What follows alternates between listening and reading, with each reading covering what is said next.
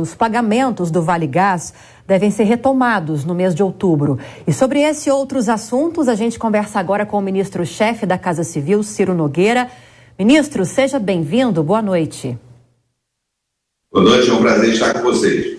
Ministro, a gente vai falar de vários assuntos, mas só para pegar carona no que o Rodrigo Viga trouxe agora para a gente, esse anúncio da redução do gás vendido às distribuidoras pela Petrobras, uma redução de quase 5%. Eu quero falar um pouquinho da questão do auxílio gás, um pagamento que é feito bimestralmente, né, e que vai ser retomado agora no mês de outubro. Lembrando que esse pagamento integral do preço médio do botijão de 13 quilos é válido só até o final do ano, né? Verdade, mas não tenha dúvida que, passadas as eleições, nós já estamos total prioridade dada pelo presidente de nós fazermos as reformas do Congresso Nacional, como já fizemos, para que a gente possa continuar no próximo ano. Ministro, a pergunta agora então do Rodrigo Viga. Tudo bem, ministro? Boa noite para o senhor. Mais uma vez para o nosso ouvinte, espectador e internauta da Jovem Pan. Estou falando aqui da praia de Copacabana, que o senhor conhece muito bem, e foi o último local que nós nos encontramos recentemente. Ministro, a questão é a seguinte: com relação a essas duas variáveis que são fundamentais para a macroeconomia em geral, né? PIB e também inflação. A gente começou o ano com perspectivas negativas ou ruins para o produto interno bruto e também para a inflação. A inflação ao longo aí do ano vem cedendo, e o último dado do IBGE apontou que pela primeira vez em um ano o IPCA ficou abaixo dos 10%. É o que o senhor atribui a essas projeções otimistas ou erráticas que o mercado vem fazendo e vem consertando à medida que o tempo vai passando. E o senhor especificamente, o que o senhor projeta para essas duas variáveis, PIB e inflação? Olha, você falou tudo, mas todas essas previsões estão sendo superadas positivamente no atual governo. Isso fruto de uma política econômica muito bem conduzida pelo nosso ministro Paulo Guedes. A confiança que o governo deu ao ministro Paulo Guedes se tornou agora acertada, e agora nós estamos colhendo esses frutos. O Brasil, nós temos acompanhado os números em todo o mundo, tem sido o país de maior sucesso econômico este ano. Eu acho que nós vamos colher esses frutos de uma forma muito positiva. O próximo ano ainda vai ser um ano muito superior, esses índices no que diz respeito a investimentos, que é o que está faltando mais ainda no nosso país. Se a gente conseguir atrair, o mundo inteiro vai olhar para o nosso país de uma forma muito diferente, por conta da dependência no que diz respeito a alimentos e energia. Então, nós estamos muito felizes com esses resultados, superando todas as expectativas. Eu acho que tinha muita gente torcendo contra, mas o que está acontecendo no nosso país, no que diz respeito à redução de inflação, aumento de emprego e renda, aumento do PIB, supera qualquer expectativa que desses analistas econômicos que foram feitas no início do ano. Nós estamos muito felizes, mas vamos fazer ainda muito mais. Ministro, me permita mudar de assunto. Como a Lívia disse, a gente vai tratar de vários temas ao longo da conversa e queria falar agora sobre a agenda internacional que foi confirmada hoje pelo presidente Jair Bolsonaro. A gente vai tratar disso mais tarde, inclusive aqui no jornal. O presidente Bolsonaro vai na segunda-feira da semana que vem ao funeral da Rainha Elizabeth em Londres e na terça-feira da semana que vem, como tradicionalmente acontece, como cabe ao presidente do Brasil, fará o discurso de abertura da Assembleia Geral da ONU. Sobre isso que eu queria falar com o senhor. O que é que o presidente está preparando para esse discurso? Qual deve ser o foco dessa fala? Como é que o senhor e outros auxiliares dele estão encaminhando essa fala importante que vai abrir a Assembleia Geral da ONU?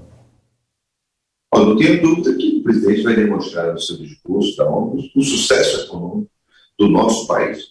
O país se tornou um exemplo de todo o sentido de crescimento econômico, de enfrentamento a essa pandemia, de como sair rapidamente de uma situação que foi grave no mundo inteiro, mas nosso país se tornou um exemplo em todos os sentidos. E também, não tenha dúvida, vai demonstrar que o nosso país vai ser muito solidário ao mundo nesse momento, que está precisando cada vez mais, tanto do setor de alimentos quanto do setor de energia. Então, eu acho que vai ser um discurso histórico para o nosso país, para o mundo. Eu não tenho dúvida que o mundo inteiro vai se surpreender com o discurso do presidente Bolsonaro, com o positivismo do discurso, a crença de um futuro melhor tanto para o nosso país como para o mundo. Ministro, eu vou abrir a roda aqui para a participação dos nossos comentaristas nessa entrevista também, começando por você, Roberto Mota, sua pergunta. Boa noite, ministro.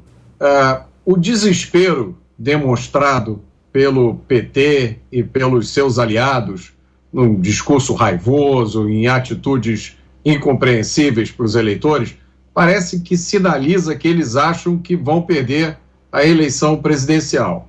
Mas o presidente Bolsonaro vai precisar de apoio na Câmara e no Senado. Como é que o senhor vê o resultado das eleições para o Congresso? Esse acho que é o grande diferencial dos dois candidatos. Os dois candidatos têm uma rejeição muito alta, tanto Lula quanto Bolsonaro. Acontece que Lula vai, se fosse eleito, graças a Deus não vai, iria começar com um Congresso com 370 deputados contrários a ele. E sem os mecanismos que ele tinha no passado, de recursos que dava para o Congresso, e principalmente eu tenho certeza que a sociedade não iria aceitar ele entregar as estatais, que estão hoje completamente blindadas, né, dando um superávit de lucro jamais visto na nossa história, tanto com os ministérios que ele fazia no passado. O presidente Bolsonaro, nós vamos eleger em torno de 370, 380 deputados, que tem total sintonia com as reformas que o país precisa. Vamos ter um Congresso muito mais reformista. Então, esse é o grande diferencial da disputa eleitoral. Eu não tenho dúvida que nós viremos ter... O presidente Bolsonaro, não sei se lembra, demorou 2 anos para construir a sua base política. E agora nós vamos iniciar, desde o início do seu segundo mandato, uma base bastante consistente e vai dar as condições necessárias para que ele possa tornar o nosso país muito mais competitivo e que possa atrair todo o sócio de investimentos que o país vai ter nos próximos anos. José Maria Trindade, sua pergunta, Zé. Perfeito, salve, muito boa noite, ministro. Ministro, acabou aquela ideia de ficar fazendo matéria de que o governo estaria chantageando o Congresso Nacional com a liberação de recursos, né? Hoje, o Congresso Nacional, às vezes, manda mais no orçamento do que muitos ministros por aí. Mas restou ali a liberação de recursos desse chamado orçamento secreto, que, na verdade, é o orçamento ali do relator. Qual é a realidade? Como o governo está negociando a liberação desses recursos, ministro? Com muita transparência. Nós temos um governo que criou uma relação, não é um governo que pensa apenas em eleições. Se não for dessa forma, nós não teríamos tornado o Banco Central independente. Então, como você imagina, você se lembra, o Fernando Henrique foi eleito lá atrás, a sua reeleição, forjando a questão do dólar. Nós temos hoje um governo que tem total transparência no que diz respeito a isso. A nossa relação com o Congresso é a relação melhor possível. Temos grandes parceiros que foram importantes, principalmente nesse momento que nós precisávamos das reformas serem aprovadas, de poder ajudar as pessoas nesse momento de extrema dificuldade. Eu não tenho dúvida que a nossa relação vai ser em transparência, as pessoas terem conhecimento do que está sendo liberado. O Congresso Nacional é o senhor do orçamento, mas o governo federal tem as suas prioridades, tem uma série de situações que são importantíssimas para o nosso crescimento econômico, nossa parte de infraestrutura e, principalmente, para cuidar das pessoas que estão precisando. Miguel Daúde. Ministro, boa noite.